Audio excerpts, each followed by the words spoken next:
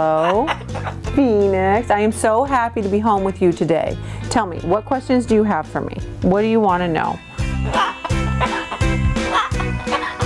I know you think my hair looks good no matter how I wear it, and your feathers look great no matter how you wear them, but I have to say, I like them better down, and I like them better clean after you showered.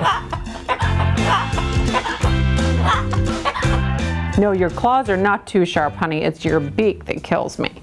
When you chomp down, that is hard stuff. What would I put in there? It'd be more like a cocktail called a Phoenix. Nice, cool, refreshing, summery, maybe a coconut colada. That's what I would call a Phoenix. What would you like? Huh? What would you like? Some worms? No, disgusting. You want some of those wonderful little pellets that you eat? No, too dry? Yuck. I don't like those either. Sunflower seeds, the naughty, fattening seeds. That's what you want, don't you? Nope, I cut you off long ago. That would be in my hand.